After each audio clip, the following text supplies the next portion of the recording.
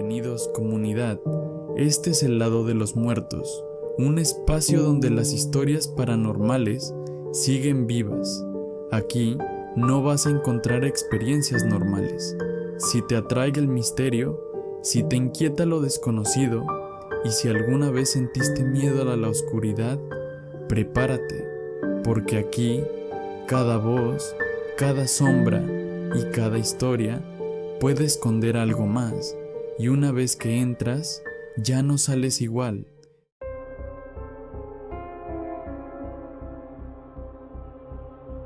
La secundaria técnica número 17 no cerró por humedad, no cerró por falta de dinero, y tampoco cerró por los comunicados de mantenimiento que alguna vez colgaron en su reja oxidada. Cerró porque en el salón 3C había algo que contestaba antes de ser llamado. Créele al audio, créele a la voz de una niña que dijo su nombre antes de que nadie tocara la planchette. Todo empezó la noche en que entramos al plantel. Yo tenía 24 años y un canal pequeño donde subía recorridos por edificios clausurados y lugares que la ciudad prefería olvidar. Si iba a grabar algo, quería que se sintiera real. Por eso acepté cuando Damián me habló de una secundaria cerrada en la colonia Independencia Vieja, una mole de concreto rodeada de talleres, cables caídos, azoteas con tinacos y edificios con ropa colgando a medianoche. Dicen que ahí desapareció una maestra y que en el tercer piso nadie duraba solo. Abril, que había estudiado 2 calles arriba, dejó de caminar cuando escuchó el nombre de la escuela. No vayan a entrar al 3D, dijo. Nos reímos. ¿Por qué?, pregunté. Abril tardó unos segundos en responder, porque ahí no respondían a la primera voz. No explicó más. Y esa frase se quedó flotando dentro del coche mientras avanzábamos por calles agrietadas. Afuera todavía había tráfico, motos, perros ladrando y la luz pálida de los puestos cerrando. Pero cuando vimos la escuela, todo pareció hundirse un poco. La fachada estaba despintada, los ventanales del segundo piso estaban rotos, y el portón seguía rematado con cadenas antiguas. Un rótulo deslavado todavía dejaba leer Secundaria Técnica número 17. Benito Juárez. Iván cargó las cámaras. Damián pasó primero por un hueco junto al portón. Yo entré detrás. Abril fue la última, mirando hacia arriba, como si algo pudiera asomarse desde un salón apagado. Adentro olía a polvo húmedo, a papel viejo, a drenaje estancado. Las canchas estaban cuarteadas, había murales destruidos por moho. Pero lo raro no fue eso. Lo raro fue otra cosa. La ciudad seguía viva detrás de la barda, pero el sonido llegaba amortiguado, como si el plantel estuviera cubierto por un vidrio grueso. Subimos por la escalera del edificio B. Cada escalón devolvía un eco metálico. Los barandales estaban oxidados. En el segundo piso encontramos baños clausurados, salones vacíos y pintarrones con fechas que se cortaban a la mitad. En uno todavía podía leerse una tarea incompleta, investigar la...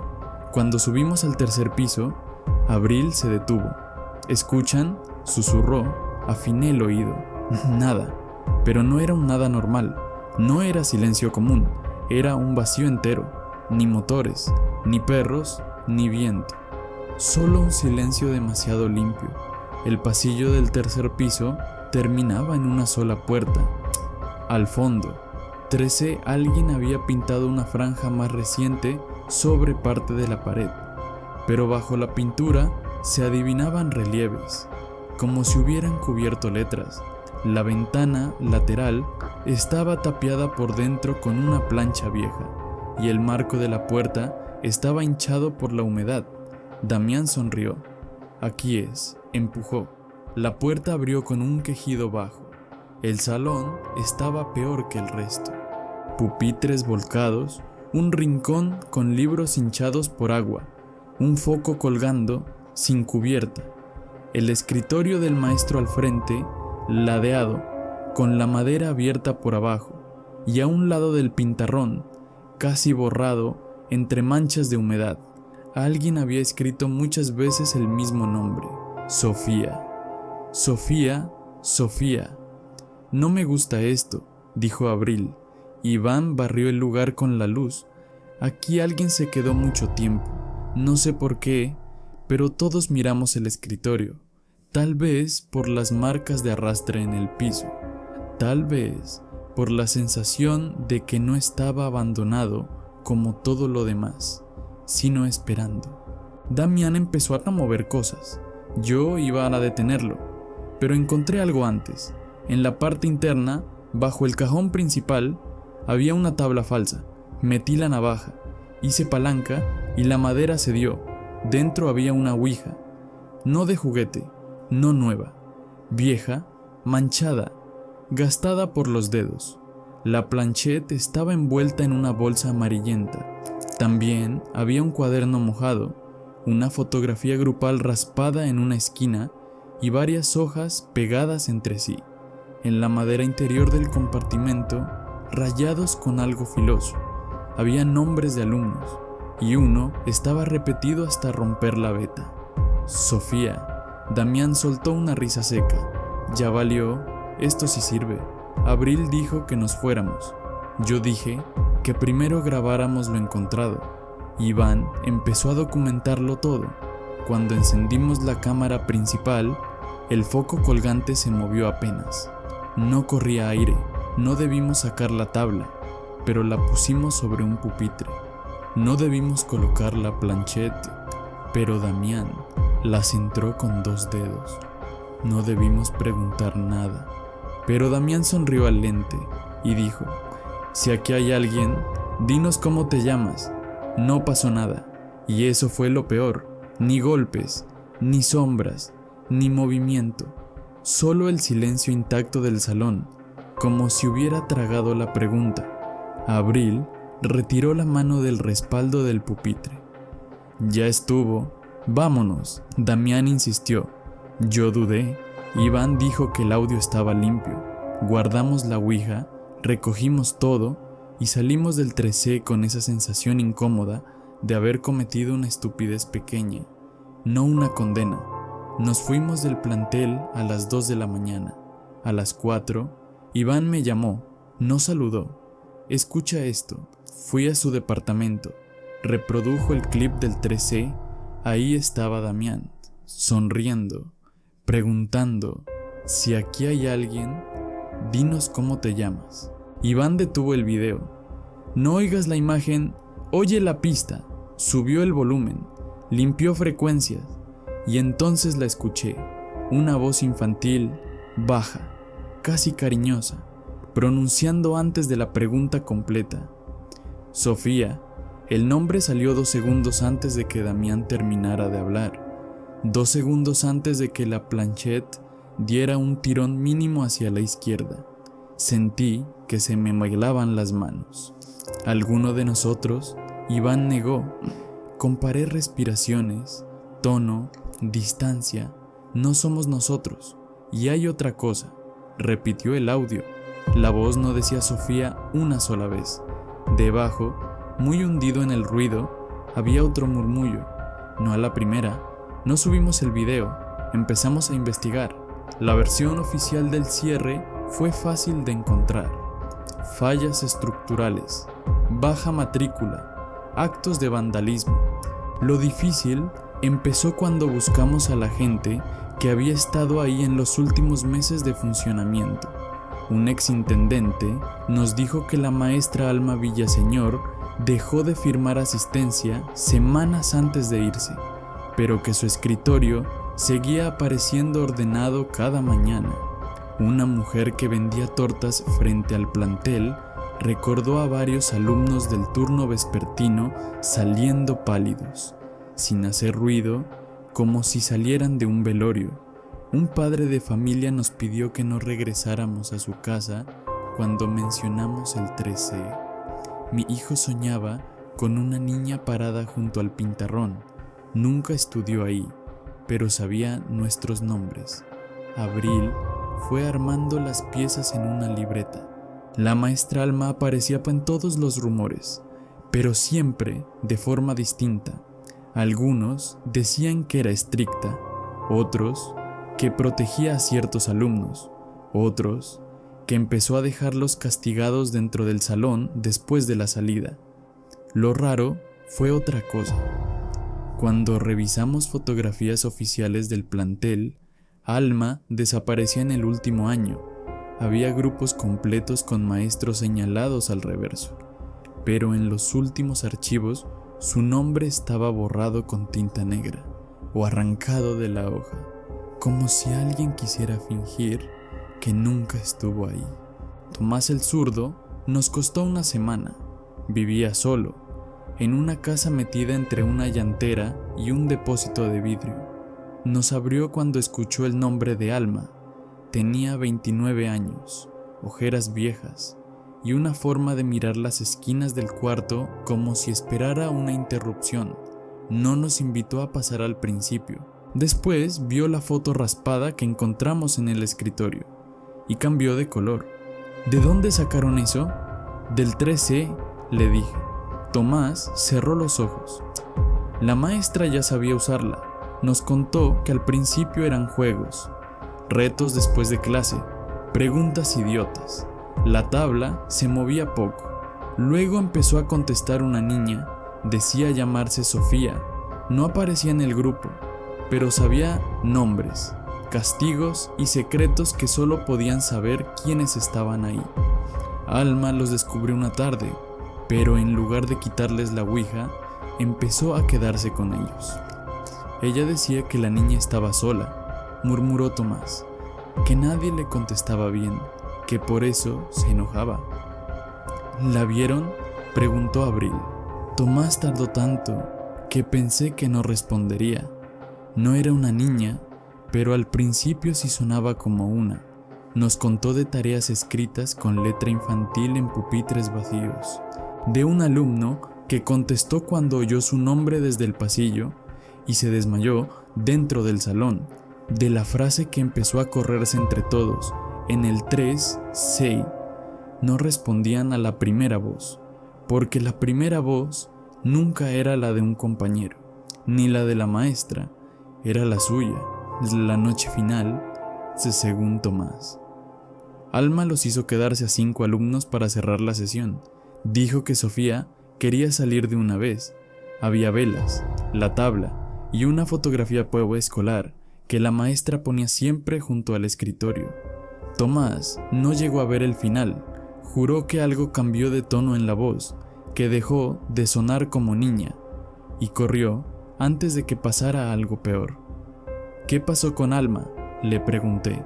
Tomás me sostuvo la mirada por primera vez.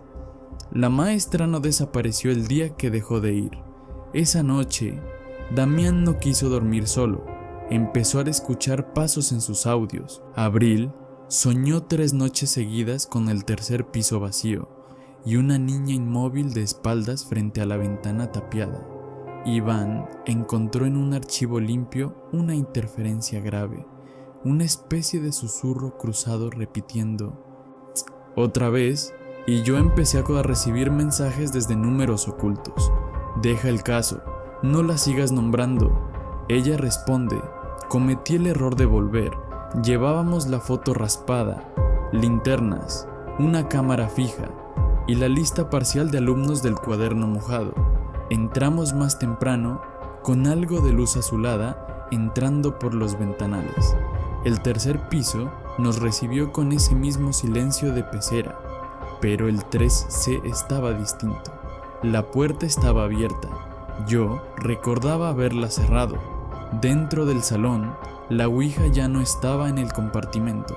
Estaba sobre el escritorio, centrada. La plancheta apuntaba al pintarrón.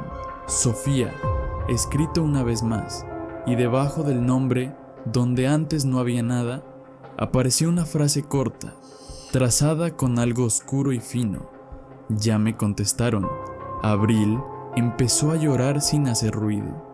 Damián quería irse, pero no apartaba los ojos del escritorio. Tenía la cara tensísima, como si estuviera escuchando algo que nosotros no. Entonces habló, con una voz gastada. Dice que la foto no estaba raspada por ella. Nadie se movió. ¿Quién te dice?, pregunté. Damián parpadeó, confundido. No sé. Iván encontró un folder atrapado detrás del archivero oxidado de la esquina. Adentro había 3 fotos grupales, de distintos años. En las 3, al fondo del salón 3C, estaba la misma niña, uniforme antiguo, cabello oscuro, piel pálida, manos inmóviles a los costados, siempre en el mismo sitio, siempre mirando directo a la cámara. No envejecía, no cambiaba, no pertenecía a ningún grupo. Abril se llevó una mano a la boca, y fue entonces cuando el ruido de la ciudad desapareció por completo. Solo quedó nuestra respiración y una voz suave, muy cerca de nosotros, diciendo desde ninguna parte: ahora sí. La planchette se movió sola, se arrastró con violencia hasta el borde del escritorio y cayó al piso. Damián dio un paso hacia atrás, pero su reflejo en el vidrio quebrado de la ventana hizo otra cosa. Se quedó quieto. Lo vimos los 4, su cuerpo tembló apenas. Su reflejo, no. Las luces de las cámaras empezaron a fallar. Iván gritó que saliéramos. Yo tomé las fotos. Abril jaló a Damián del brazo, pero él no reaccionó. Seguía mirando al frente, hacia el pintarrón, donde una sombra pequeña comenzaba a dibujarse, no por oscuridad, sino por ausencia. Un recorte más negro que el salón, con forma de niña.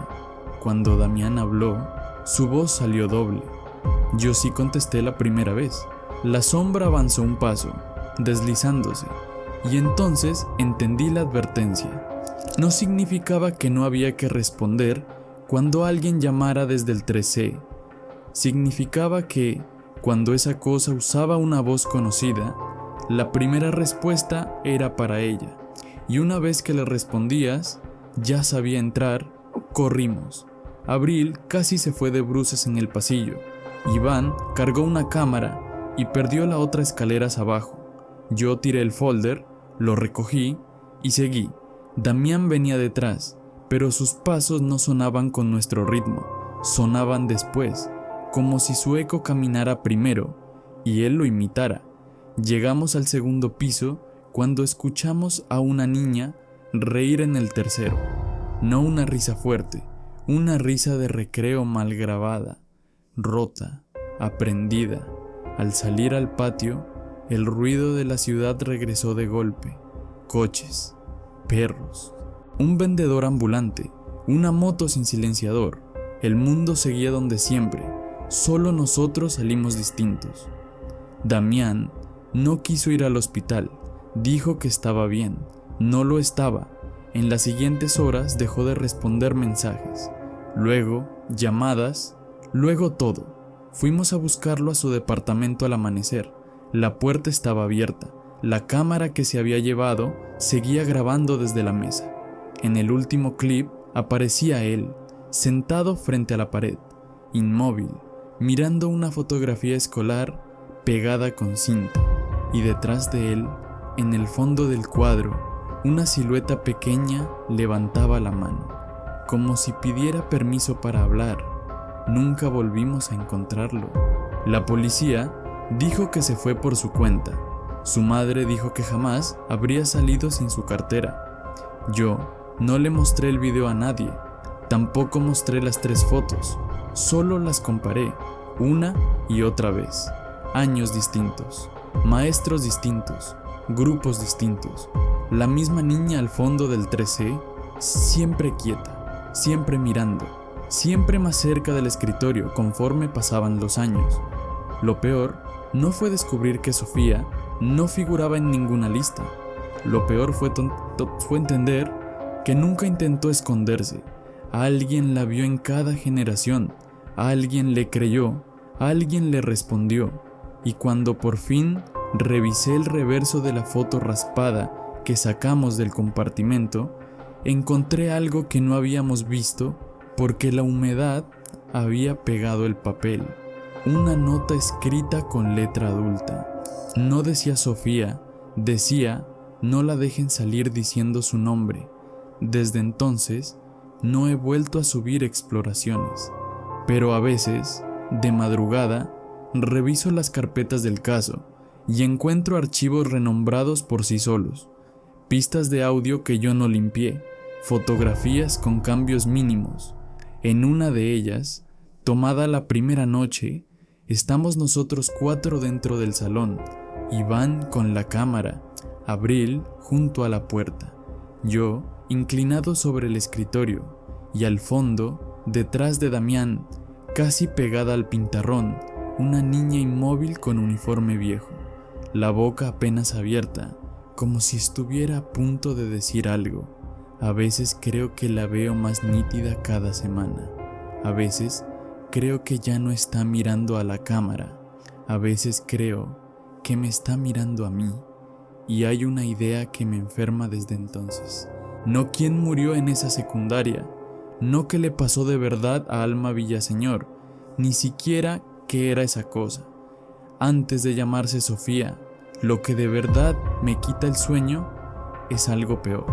¿Cuántas veces volvió a entrar alguien al 3C creyendo que iba a hablar con una niña, cuando en realidad estaba dejándole la voz a otra cosa? Hay historias que no terminan cuando alguien muere.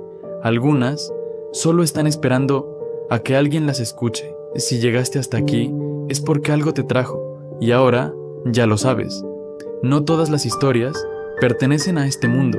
Te leo en los comentarios, y si alguna vez viviste algo extraño, cuéntamelo.